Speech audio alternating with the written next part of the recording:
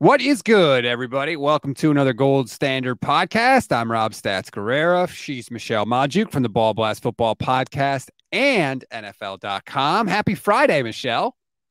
Hey. I am excited. We are in the middle of summer and training camp is about to start and everything is about to happen. Like I'm one of those weirdos who loves preseason. So I'm going to get preseason games in a couple weeks. I fully enjoy them.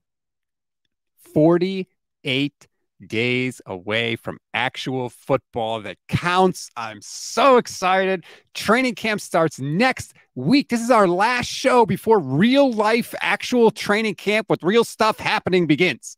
We're going to have answers next time we talk. Next Friday, we're going to have how many full days? Tuesday, Wednesday, Thursday of training camp. We'll actually have some big, not answers to many things, but at least who's getting the starting reps at quarterback. And I know everyone's sick of it, but that is the biggest story. That's the only story that really, truly matters more than anything else. Absolutely. And at least we'll have actual, like you said, data to respond to. So it's going to be different.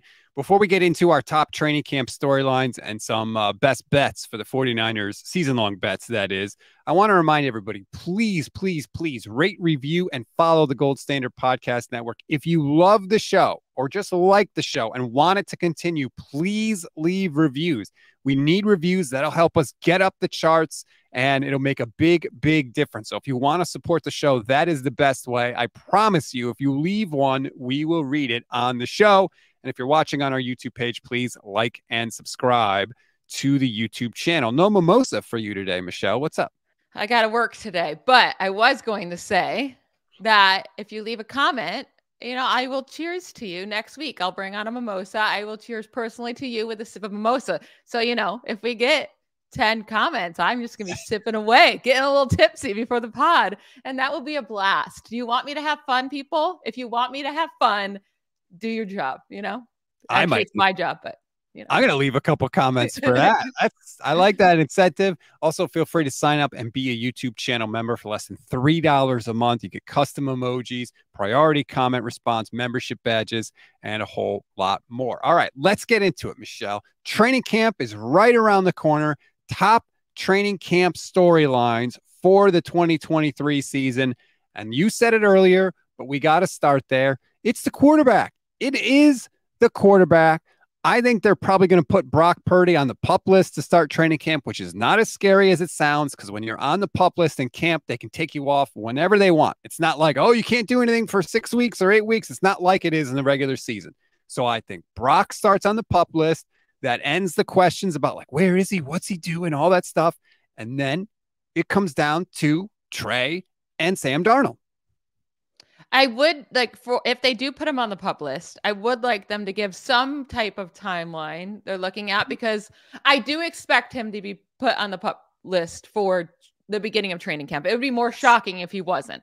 So, yes, that's what we expect, and nobody needs to have a meltdown about it. But at the same time, where is he at? Because now we are coming to preseason, and like you just said, 48 days away. So it's like, okay, he has to start on the PUP list right now, but is he a couple weeks away? Is he still a month away? Like, how close are we getting here? So some type of information, because it's like, well, if he's not good right now to start practicing, is he just going to be magically good in 2 weeks? That seems, I know, I never really understand that with these type of injuries. It's like how just like one day, like you're ready to go, but the week before you weren't. Obviously, you get better. But like with a big injury like this one, where you haven't had that much time to heal to begin with, I would like them to give some clarity, and they really just don't want to give clarity at all around his injury. Because I think it's not that they don't want to. I think it's unknown. Only two other guys have ever had the surgery, Nick Mullins and Clayton Thorson. So, like, they're really kind of in uncharted territory. I was just checking my calendar. The week of August 20th is the 6-month mark from Brock's surgery, which is supposedly when he was, going to be able to come back. And again, we'll see about all of that. So we still have a few weeks before he hits that mark. So I expect that. I agree. He'll be off on the side. So, supposedly he's been doing multiple throwing sessions per week. And so I know sometimes it seems like he can't do it. Now he can, but they are trying to sort of like build him back up. And we'll see, eventually what happens. But Darnold and Lance, that's going to be the early storyline in training camp. I'm fascinated to see, who does Kyle give the first team reps to day one of training camp? Is it Lance? Is it Darnold? I'm sure he'll go in the press conference afterwards and say, don't worry, we're going to switch it around and all that. But I want to see the split, and I want to see how they look. 100%. We know what Kyle Shanahan's going to do. It's going to be switch him in and out, because he doesn't want to give, God forbid, we just have a starting quarterback, or even a backup. All we're asking for at this point is a backup quarterback. But also, I do think it's highly important which one got the first team reps the very first day. That is who they decided to put out there right away, who they decided that the media is going to be all in on and talk about that day, and who is the second guy, because everyone's going to say, oh, he started second. They know what the media is going to do. So who do you want to take the first team reps? Like, who do you want to be considered the start? I think that matters for day one of training camp. Also, who starts in week one of the preseason? I don't care if they switch on and off. Who starts the very first drive of the preseason game? Is it Lance or is it Sam Darnold? If you had to put a bet down right now, who starts against the Raiders on August 13th, which is still about 3 weeks away, who will it be? It's a good question. I think it's going to depend on what happens in those joint practices with the Raiders that happen a couple days before the game. Remember, Matt Maiocco was saying, hey, those could be huge for Lance, because if he looks good, they might try and trade him. So it could be Darnold by default in theory. I don't know. I hope it's going to be Lance. Let it be Trey. Everything they're saying is that they love him more than they ever have. And if that's true, they have the opportunity to prove it to us, because if you loved him so much that you handed him the job in 2022, after making the NFC Championship game, you just handed him the job, right? Because that's how much you loved him and believed in him. And now you're saying you love him and believe in him even more than that. Then of course he should be the guy that's out there to start with Brock on the sidelines. It shouldn't even be a question. And so if he's not, that again just proves that what they are saying and what they are doing just don't match up. So you just mentioned that Brock Purdy's timeline for the 6 months would be August 20th. Their final preseason game is August 25th. So if he were to come back at August 20th and start throwing, like, he's not going to play in that preseason game. So let's say Trey Lance plays in each of these 3 preseason games, looks really good, right? He looks really good. He looks improved. You really go into week one with Brock Purdy, a guy who hasn't had any preseason practice. So yeah, he may have a few weeks at that point before the first game to get in practice with his team, but no in-game practice whatsoever. And he's coming into just his second season and only has had 8 starts in his career, including the playoffs. Or do you go with Trey Lance, who looked really good? And or you can say the same thing about Sam Darnold, right? But that's the thing. Vish has mentioned that multiple times. Like, whoever you pick, you're putting that quarterback in a very tough spot, because it's either Lance, who's barely played any football in his life, coming off a major injury against the Steelers in week one, really good defense on the road, or it's Sam Darnold, who, yes, he's been playing, but he hasn't been good, and he's learning a new system, and he's splitting reps with Lance in the preseason. So it's not a good spot for Sam Darnold either, or it's Brock Purdy, like you said, who's coming off a major injury, barely thrown, starting his second season. So whoever they pick is really in a tough spot for week one. We've seen really good quarterbacks, like veteran quarterbacks who have been in the league for a long time, not play in the postseason at all and come out pretty gross in week one, right? Like, they're just not ready yet for the season because they haven't had those in-game reps. I mean,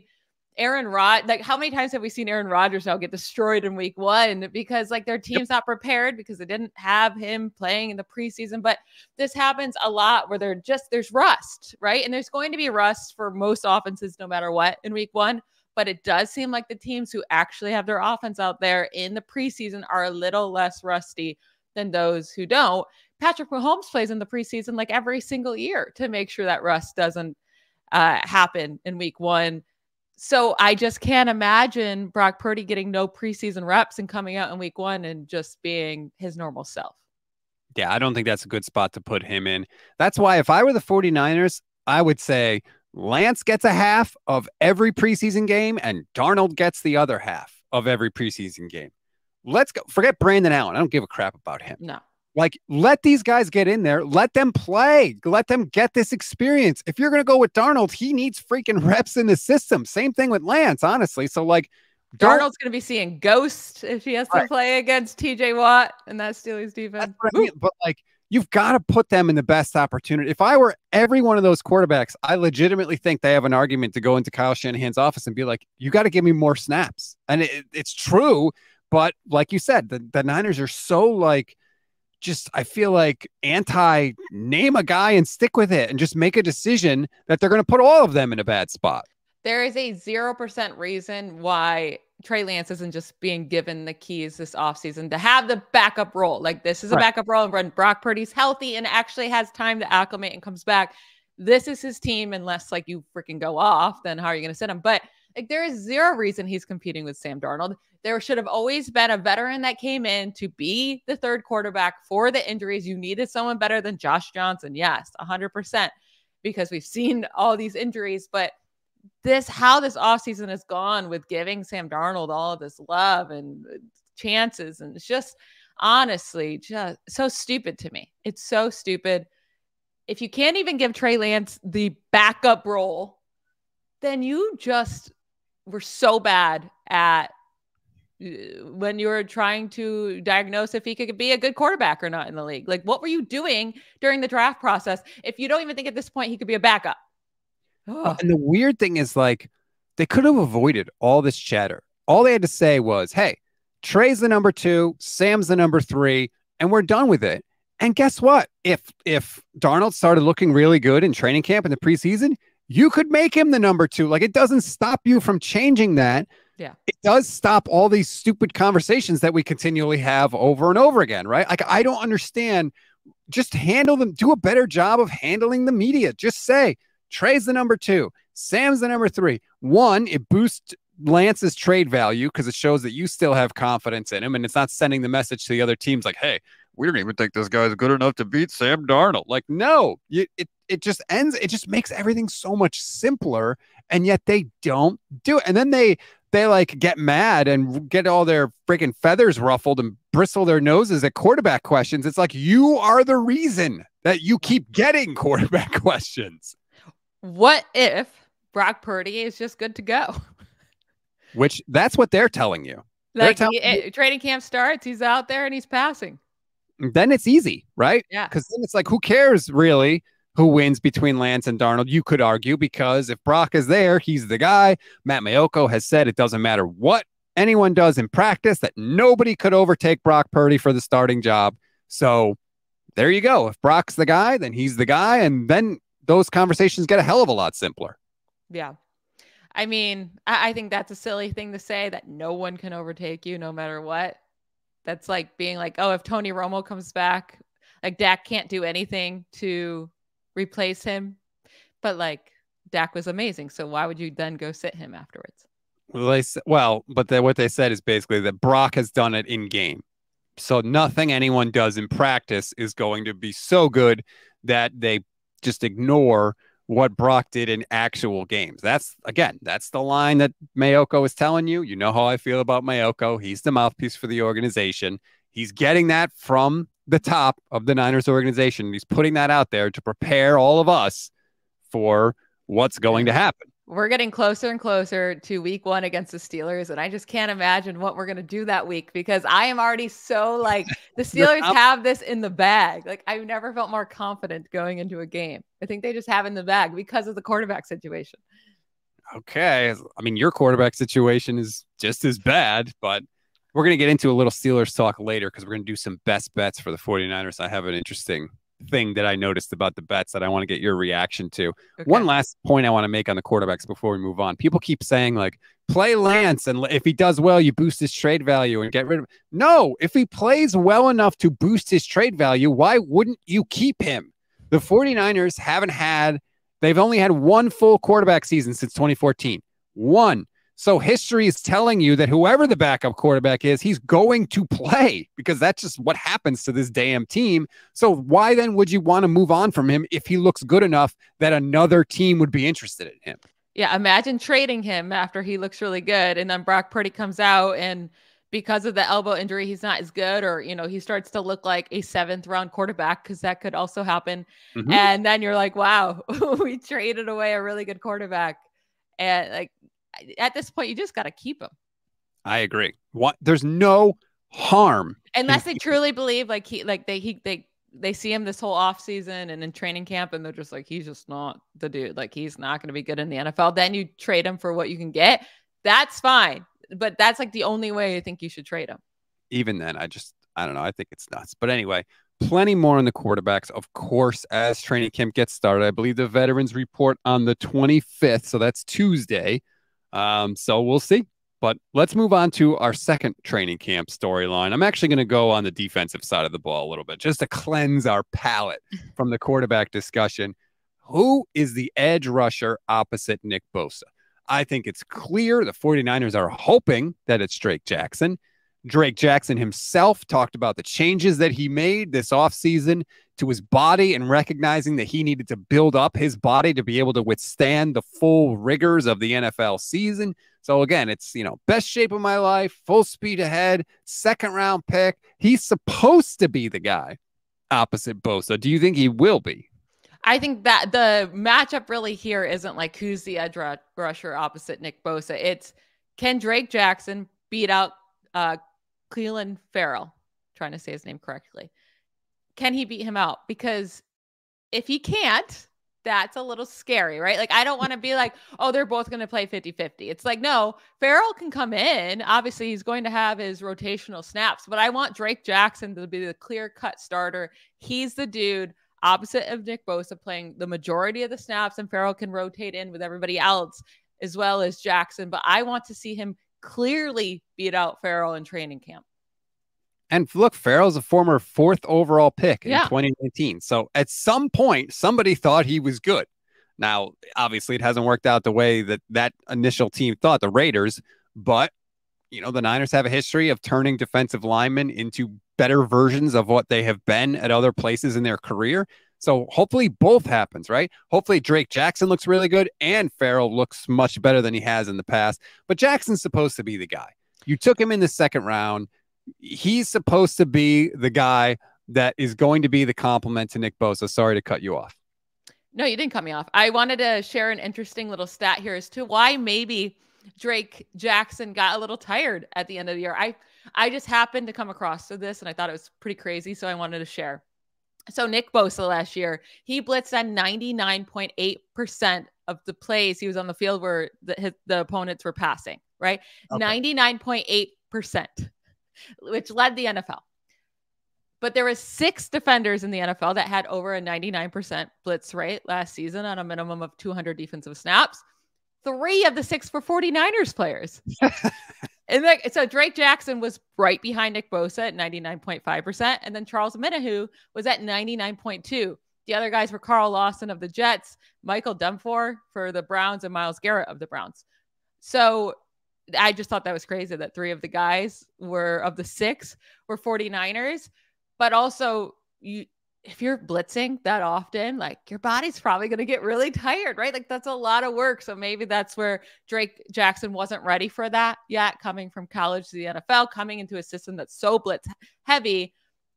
Hopefully he can get his body more prepared for that type of role this year, now that he knows what he's coming into. And he doesn't have draft prep to worry about too, because that's obviously something that he had to worry about. I think that's basically what they wanted out of him. I think they were like, look, we don't give a crap if you stop the run. All we want you to do is rush the passer, because that's what we really need. That's what they've been trying to get since D4 didn't work out. And hopefully now, like he's talked about, he having a better idea basically of what the team wants out of him. And so, yeah, like you said, hopefully he's the guy. Look, he's got one of the best teammates of all time to study with, and Nick Bosa. Nick Bosa's specialty is technique and hand placement and all that stuff. You should be hounding Nick Bosa for advice and, teaching sessions and all that stuff. You're in a perfect spot to be great. And now we'll see if Drake Jackson can actually be great. And if he can, oh my God, the limit for this defense. Because if you have Jackson on one side, even if he gets just like 6 to 8 sacks, it doesn't have to get. He needs 10. There needs to be another guy in the 49ers line that's getting 10. There's no reason not to. Like, every year with the Steelers, whoever's playing with TJ Watt gets 10 plus sacks. Like Alex Highsmith last year was a fantastic when TJ Watt was also on the field. We had Bud Dupree be great. We've had Cameron Hayward be great. He's just great in general. But like you need, like, there's no reason the other guy across from Nick Bosa, who's getting all the attention, isn't getting 10 sacks. The second leading sack guy on this team should not be 5 sacks, should not be 7 sacks. You need another double-digit sack guy, and that should be Drake Jackson, or maybe it's Javon Hargrave, but someone else needs to step up. And if it is Javon Hargrave, then I also still want Drake Jackson to have 8 to 10 sacks. You can have a guy have 16 sacks with Nick Bosa, 12 sacks with Hargrave, and 10 sacks with Jackson. Like, that happens on teams. The Eagles had 70 sacks last year. Yeah. So it's not like there's a cap. I agree. I actually think that's what's going to happen. I think it's going to be Bosa getting sacks on one side. I think Hargrave's going to get close, probably double-digit sacks. And then I think Drake Jackson, if he can get, I'll settle for 8. You're saying 10. No, I want 10. I want 10. I don't want 8. Armstead can probably get 10 also, because I think they're going to be able to move him around a little more now that Hargrave is there on the inside. That gives them a little more flexibility. So what I'll say about Drake Jackson is if he plays more snaps and he's blitzing at 99+% of opponent pass plays and you don't get 10 sacks, it's like, ugh, then what are you even doing? Then get out of here. You're not good. If you're pass rushing that much, then your percentage is going to suck of your sack rate. And the offensive line is even like looking at you all that much because they're so worried about all the other guys. So if you're pass rushing that much and you can't get 10 sacks, you're just not very good. The problem is I feel like I've said that exact thing for like multiple years since Bosa was drafted, really. D Ford, I said it about him. Ebukam, I said it about him. Ebukam wasn't good. Yeah. That's what I was trying to tell you. Right. I mean, it's there for them. Everything is set up for this person to be able to step up and become that kind of player, but we just haven't seen it yet. And hopefully we will with Drake. And that's definitely something I'm going to be watching throughout training camp and in the preseason. Yannick Ngakoue is still out there, and he's like, any team, just please sign me. And he just consistently gets 9 to 12 sacks like every year, and no one wants him. I have said that they should sign him since he's been out there, since free agency began. He is the guy I want because not only can he rush the passer, he forces fumbles. He makes stuff happen out there. I want him on the team so badly. I don't know if they're going to do it. Maybe, Bosa there has to be something with him because he's only 28 years old, but he's been on 5 teams since 2019, but he consistently does well on any team. But like, what's going on with him? What's his personality like to keep going from team to team to team and then nobody to want him this offseason? And he's like, I will literally sign. Like, the latest news is like, I don't know why I'm unsigned. I will sign with anybody. And I don't know what's going on. Here's my hope is that the Niners are working on the Bosa extension. They signed the Bosa extension, which lowers his cap number in 2023, because that's usually what happens with these extensions, especially the 49ers. And then, bam, they use the savings they have with those additional savings from Bosa. Boom, you bring in Ngakoue. That would be like the cherry on this offseason Sunday. It really would be. I mean, I'm excited to see what Jake Jackson can do, but you could still bring him in as a rotational guy. But that would be, oh my God, that defensive line would be by far the best in the league. Let's see it. There's no reason not to do it at this point. At this point, he cannot be very expensive. Nobody is offering him anything, clearly. Right. Like, come on, John Lynch. Do it. I need that gif of the John Lynch where he's standing on the sideline and the camera goes like all the way around. Let's do it. Let's see it, John. Anyway, all right. Why has a team like the Seahawks not done it? Somebody, like you said, Ngakoue is good. There's a lot of teams that need edge rushers right now, and it's not the 49ers. So I understand why they haven't gone out and signed them yet. But there are a ton of teams that do. I'm just so confused why they're just letting him sit out there for cheap. You always need more. Like I've never seen a team be like, oh, we have too many good pass rushers. Like, no, guys get hurt, whatever. Like, you need him. Go do it. When everyone is cautious, be greedy. That's the philosophy. Come on, 49ers. Let's see if it happens. All right, training camp storyline number 3, and I know this is a favorite for you. Can someone take the wide receiver 3 spot from Jauan Jennings? He actually talked about his goals for the season, Michelle. I know you're very interested in Jauan. He said, first and foremost, I want to score a lot of touchdowns. I want to get into that paint. I want to experience a lot more celebrations. that comes from winning games and eventually topping it all off with a Super Bowl ring. Okay, the Super Bowl ring is reasonable, right? But how many targets does this dude think he's going to get to score a bunch of touchdowns? Also, like, what is his goal? Like 400 receiving yards? I don't know. Like, what does he want? Like, there's so many good weapons on this team. You're just lucky to be a part of it at this point.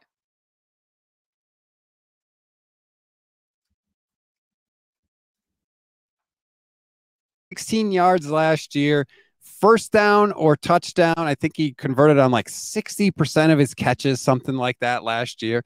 That's all we need from you. Just like that's all we needed from Kendrick Bourne. That's exactly, we're good. Like, I understand him wanting to do more. Kendrick Bourne's a more talented wide receiver than Jauan Jennings. You hate Jauan Jennings. He's just so slow. That's 282 yards, 5 touchdowns. Like, cool in 2021, but then 416 and 1 touchdown last year.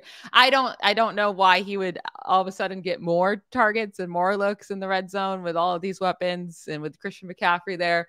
But also, I think Danny Gray, another third-round pick that seems to be wasted by the 49ers. Can he be their speedster that opens up? I mean, the offense is already so well opened up, right? Like, it's not, but if you also add that speed element, which they're kind of lacking, that's going to just create even more space, allow for more big plays. And I would love to see them have that type of guy that just go deep all the time. And that could be Danny Gray instead of Jauan Jennings running 8 yards away from the line of scrimmage and stopping and turning around. Like, can you not rely on George Kittle and Debo and Ayuk and CMC on third down? Do you really have to be like, we need Jennings out there? Well, that's the thing. I think that now that Christian McCaffrey is there, obviously they know they can use him as a receiver on third down. I feel like he can fill that role, you know, kind of the safety blanket, whatever you envision with Jauan Jennings. So why not then get somebody on the field that can also provide something extra? Like you were talking about, the speed. We know that Kyle wants that in the offense. They tried it with Marquise Goodwin early in the Shanahan tenure. They tried it with, God, now I can't even think of the other guy's name. They brought, damn it, I can't think of his name. Some other guy that stunk, but all he could do was run really fast. They're trying it with Danny Gray. Like they're trying it with Ray McLeod, basically. Like they need a burner. They want a burner.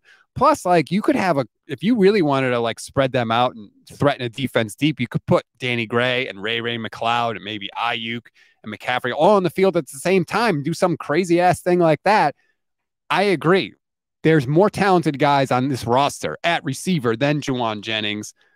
I'd like to see it, to be honest with you. As much as I love Jauan, like get somebody out there that can do that and more. And I think that's going to happen this preseason. Yeah, I mean, if any defender's lining up against Jauan Jennings, they're not scared. They're not shaking in their boots. Like, thank you for making my life easy today.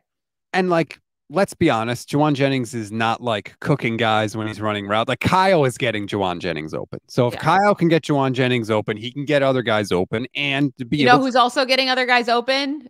George Kittle and Debo and Ayuk and CMC being, no one cares about you, Jennings. That's why you're sometimes open, because no one's worried about you doing any, like, okay, maybe you catch the first down, but you're not going to do anything after that. We're trying to eliminate these huge plays, and we're so scared of these other weapons that if they do catch this ball, they could bring it to the end zone. If you happen to get targeted and catch it, okay, you gain 8 yards. We can handle that, you know? And like, also, I kind of want to see Ronnie Bell. What can Ronnie Bell do? Not that he's like, Tay Martin's still on the team, and I find that very interesting. He was my dude I was looking forward to watching last year in training camp. Undrafted guy, but for an undrafted guy to still be on the roster a whole year later, they're still keeping him around. Can he beat out a guy like Chris Conley for the last spot, or Willie Snead if he can he get that last spot? Because they typically keep about 6 wide receivers. Can he grab that last one? I hope he can. And the one receiver that I saw working out with the 49ers quarterback in the offseason was Tay Martin working out with Trey Lance at TCU. Is he the only one that was willing to do it? Well, that's like, I've talked about that with Levin. Like, look, it may be happening and maybe they're just not putting it on social media, but like, damn, I'd like to see some of our guys like get out there and work with some of these quarterbacks, but whatever. Tay Martin is interesting. Ronnie Bell is interesting to me too, because he's fast also. He runs a 4.5 something. That's pretty fast, like certainly faster than Jauan Jennings. So there's intriguing receiver options on this roster that to me are at least worth an extended look rather than just saying, nope, wide receiver 3 is Juwan's spot. And that's that. Like that would be a disservice if you were going to go that route. Yeah. I do think if you have Brock Purdy back and healthy, they might be just leaning more towards Jennings. It's like, okay, let's go with the safe guy that Brock Purdy can lean on third down. Like, especially like if his arm's not strong enough to be passing deep anyways, I don't know. We'll see. But I do hope that Danny Gray can show something because also sooner or later, you can't just miss on every third round pick. You have to answer to that because they just keep throwing third round pick in the trash. Hopefully Ji'Ayir Brown is not just another. He was third rounder, right? Yeah. Just another third round pick wasted. That's one of the, was that going to be your 4th storyline? Did I just ruin it for you? Yes, that's okay. But we can move into that now. So it's fine. Can Ji'Ayir Brown move into the starting lineup? I think he can, and I think he will, to be honest with you. Nothing against Tashaun Gibson, but Brown, was one of those guys that everybody raved about. Even in the mini camp, he was getting a lot of praise.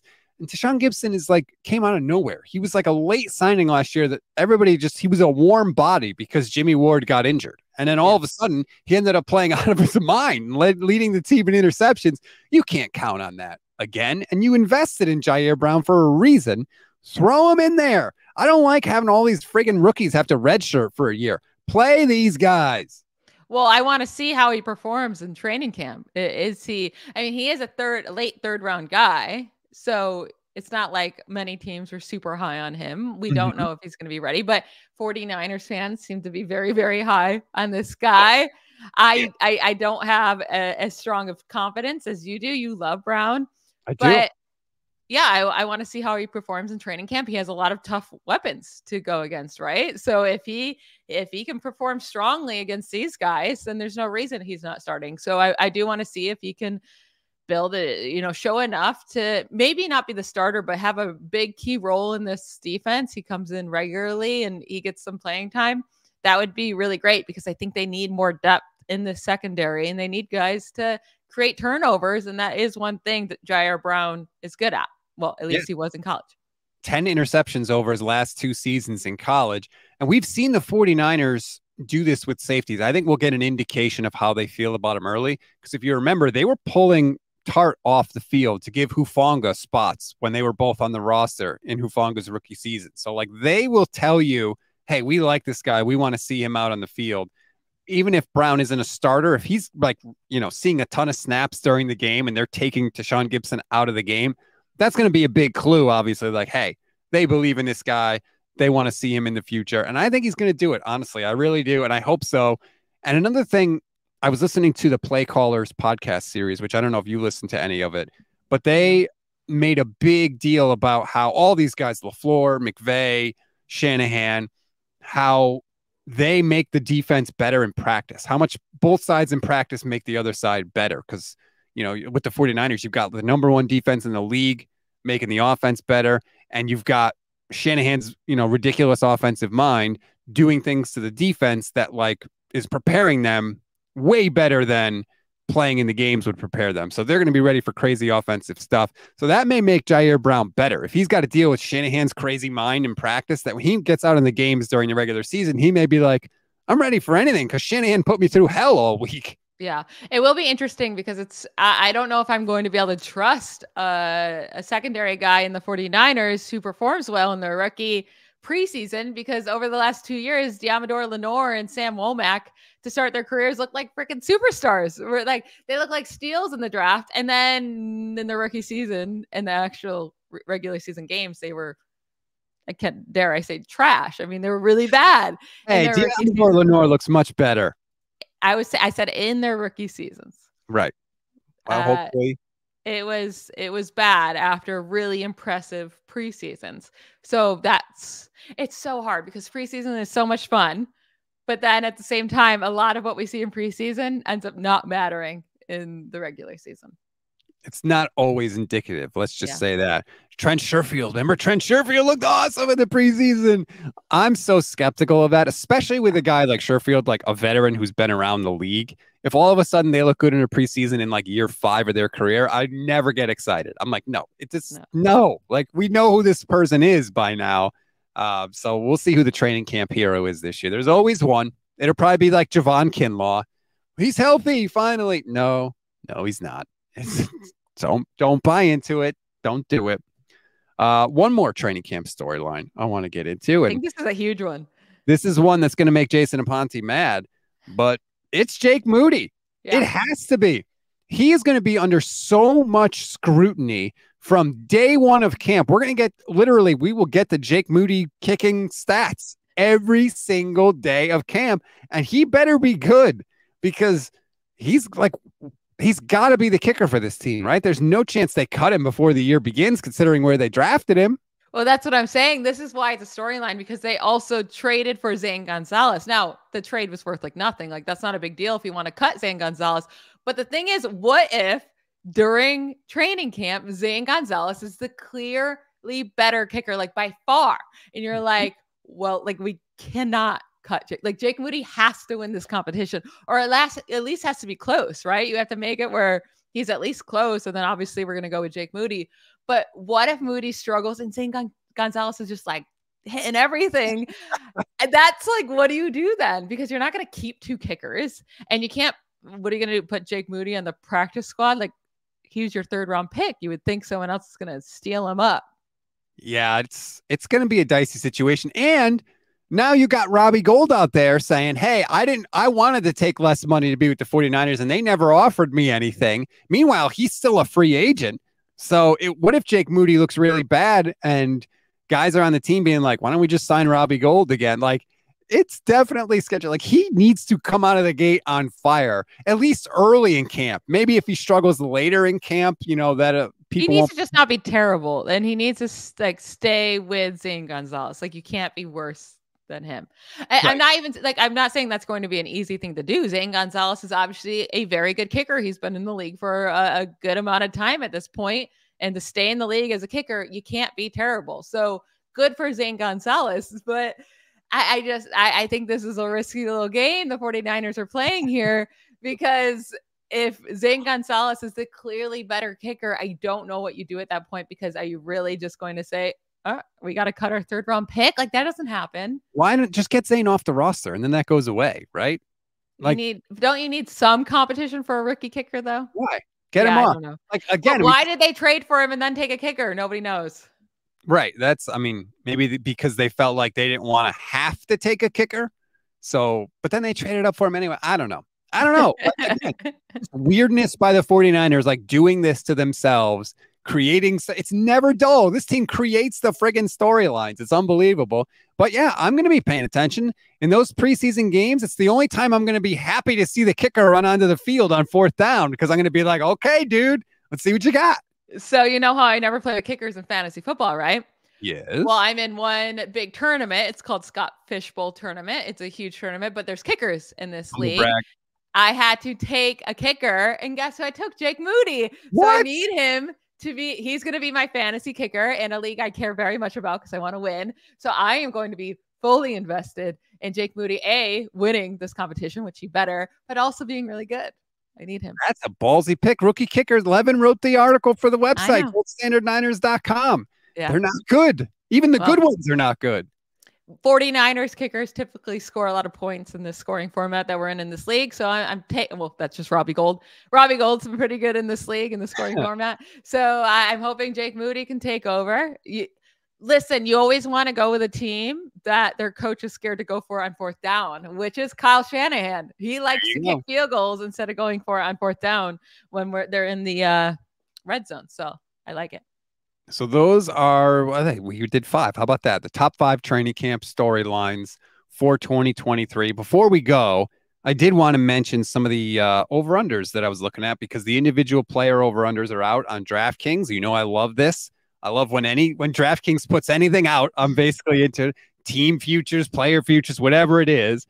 So one of the bets that I hit last year, which I felt like was stealing money, was the Nick Bosa season sack total, which I believe was at like 12.5 last year before the season started. I couldn't bet that fast enough. Of course it hit, because Nick Bosa is a monster. that was the easiest money I ever made. So as soon as I saw that these were out, I ran to DraftKings. I was like, what is Bosa's sack total? It's a little higher this year. 15.5 sacks. The over is -105. The under is -115. I did not make that bet, actually. I did not bet on this. Would you bet on it? I mean, they're so good at these lines, right? If it they're really, really good. So you need 16 sacks. I think he's going to be right around 15 this year. But if he has 16, am I going to be surprised? Absolutely not. Because like I said, I do think Hargrave gets some sacks. I do think Drake Jackson gets some sacks. I do think Eric Armstead has more sacks this year. I think overall, Nick Bosa helps the entire defensive line, and they need more talent to get more sacks. But then is there enough for Nick Bosa to have the 18, 19, 20 sacks? I don't know. I think he should still have the 15, 16. This line is so tough. And also, we don't know what, this defense is going to look like without DeMeco Ryans, with Steve Wilks. I just brought up how many, it was blitz with DeMeco Ryans. But Steve Wilks was a defensive coordinator for the Browns last in 2019. And that team had the 4th highest blitz rate in the NFL that year. Myles Garrett decided to, try to kill someone with a helmet that year. So we don't have great information on that. But he had 10 sacks in the 10 games he played under Wilks. So I don't think Wilks is going to hurt Nick Bosa whatsoever. I don't know, dude. I don't know. I think he gets 15 or 16. But if he gets 15, you lose. If he gets 16, you win. I would stay away from this bet. The reason I didn't take the Nick Bosa sack bet is because there was another sack bet that I thought was even easier money. Do you have any idea where I'm going with this? TJ Watt, I'm guessing. TJ Watt sack total for 2023 is 13.75 sacks. Smash. I knew you would say that, but Vegas thinks that Bosa's going to have a better year than TJ Watt. There's no one more underrated in this league than TJ Watt. Like, wow. PFF does it, ESPN does. No one will give him the credit. That's credit. Like, this dude only gets the blitz on like 87% of opponent passing plays, while the Bosas and the Myles Garretts are all sitting at 99. And he consistently just destroys it in sacks while he has to do 100 other things. He's basically plays a Parsons role without getting the Parsons credit. And it's really freaking annoying that he's the most underrated always. But yeah, I mean, just smash that over.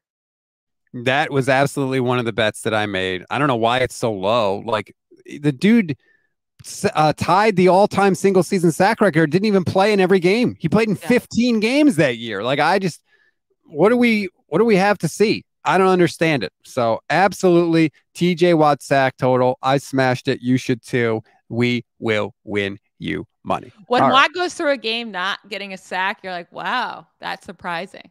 Right? Like, so I fully expect him to have 17 sacks, because it's going to be some games that he has 2. And of course, he's going to have a game or 2 without one, but it's rare when he has a game without one when he's healthy, right? Like, he's going to have a sack pretty much every single game. That's 17 sacks right there. TJ Watt will lead the NFL in sacks again this year, and no one's going to want to give him credit where credit's due when he does literally everything. And this is why I don't like Myles Garrett. I agree. I'm all aboard the TJ Watt train. All right, really quickly, 2 other bets that I made. I bet on Christian McCaffrey to be Offensive Player of the Year. He's plus 1,500 right now. I think he's in the perfect spot to do it. And last bet, quick, I know you're going to like this. Justin Fields rushing yards over 825.5. I think it's easy. He had 1,100 rushing yards last year. He could have 300 fewer yards and still hit this. To me, that was easy. So I took the Fields over 825.5 rushing yards. What was his passing? Probably not pretty high, huh? I didn't even bother looking. Why would I waste my time? He stinks as a passer. But yeah, I would take that over. I was trying to quickly see what Jalen Hurts had last year, because I can't imagine him having fewer rushing yards than Jalen Hurts. Hurts was at 760 only, but he did miss 2 games. It is. I mean, that's a hard number to hit for a quarterback, but yeah, he should have it. He's so fast. Like, he said, he thinks he's one of the greatest rushing quarterbacks of all time already. And I agree with him. I think he is. Like, he's unbelievable from that perspective. I don't think the Bears are going to be very good this year. I think he's going to have to run. They're going to be a playoff team. Yeah, I don't. But for the rush yards, like, go. You do you, man. So that was my 3 bets. McCaffrey for Offensive Player of the Year, TJ Watt over 13.75 sacks, and then Justin Fields over 825 yards on the ground. I feel good.